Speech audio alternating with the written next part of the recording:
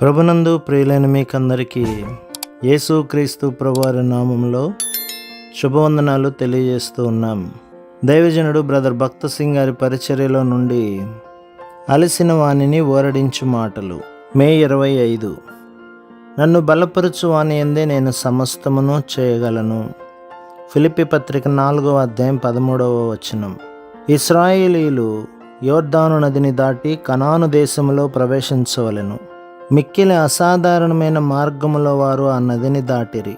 క్రీస్తు యేసులోనున్న మన స్వాస్థ్యమును మనము ఏ విధముగా ప్రవేశించి అనుభవించవలెనో ఆ మార్గమును ఇది మనకు తెలియజేయుచున్నది. సర్వలోకనాథుని నిబంధన మందసము మీకు ముందుగా యోర్దాను దాటబోవచ్చున్నది.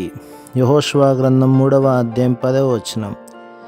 నిబంధన మందసమును మోయు యాజకులు దానిలో ప్రవేశించవలసి ఉండగా వారి పక్షమున యుద్ధము చేయుటకు దేవుడు తానే వారికంటే ముందుగా వెళ్ళుచున్నాడు. ఆ నదిని దాటి బలమైన శత్రువులు ఆక్రమించుకొనిన భూమిని స్వాధీనము చేసుకొనుట వారి స్వంత శక్తిని బట్టి, బలమును బట్టి, సామర్థ్యమును బట్టి జరిగినది కాదు. జీవము గల సర్వశక్తి గల దేవుడు గొప్ప సైన్యాధిపతిగా వారి మధ్యనున్నాడని ఆ మందసము మనకు గుర్తు చేయుచున్నది. ఆయనే వారిని నడిపించును, వారి ఎదుట నుండి శత్రువులను పారద్రోలును. వారు తమ స్వశక్తి మీద కానీ, సామర్థ్యం మీద కానీ, యుద్ధ సామాగ్రి మీద కానీ ఆధారపడవలసిన అవసరం లేదు. యాజకుల పాదములు ఆ నీటిని తాకగానే ఆ నీరు ఆపబడెను. ప్రజలు ఆరిన నేలను దాటిపోయిరి. ఈ యోర్దాను నీళ్లు మనము మన స్వాస్థ్యమును పొందకుండా ఆటంకపరచు మన పాపయుక్తమైన శరీర స్వభావమును గూర్చి తెలుపుచున్నవి.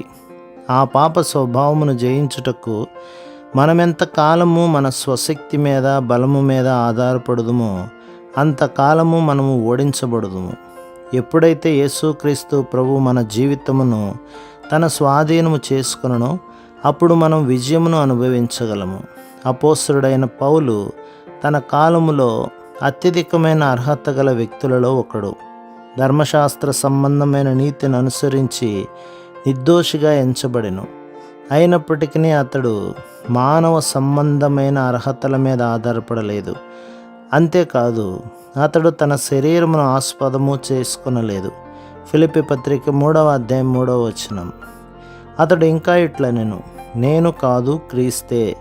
నదిని దాటుటకు ఇశ్రాయేలీయులకు ఒక ప్రణాళిక కానీ, పథకము కానీ లేవు. కానీ వారు దేవుడు తమకిచ్చిన ప్రణాళికకు పూర్తిగా విధేయత చూపిరి. ఆ విధముగానే మనము కూడా యేసుక్రీస్తు ప్రభువును మన పరలోకపు రాజుగా సింహాసనాసీనుని చేసి ఆయన సంపూర్ణ అధికారం క్రింద ఉండవలెను. యాజకుల పాదములు తగులగానే ఆ నీరు ఎట్లు ఏకరాశిగా నిలిచెనో మనము కూడా ప్రభు శక్తి మన పక్షమున పనిచేయుటను, విజయమునకు నడిపించుటను చూడగలము. ప్రతి దినము మన హృదయంలో అనేక యుద్ధములను ఎదుర్కొనవలెను. ఎందుకనగా శత్రువు మన హృదయంలో ద్వేషము, శత్రుత్వము, అసూయ, దురాశ, అపవిత్రత, పేరాశ, గర్వము మొదలగు వాటిని తీసుకొని వచ్చును. మన స్వశక్తిచే గాని, జ్ఞానముచే గాని, తెలివితేటలచే గాని ఈ విధమైన కోరికలు, భావోద్రేకములు, తలంపులను మనము జయించలేము.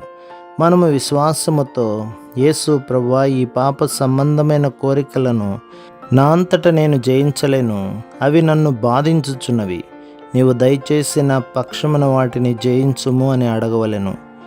అప్పుడు మాత్రమే మనం ఆయన విజయమును అనుభవించగలము. ప్రభు మిమ్మును, మీ కుటుంబమును, మీ సంఘమును దీవించి ఆశీర్వదించునుగాక. ఆమేన్.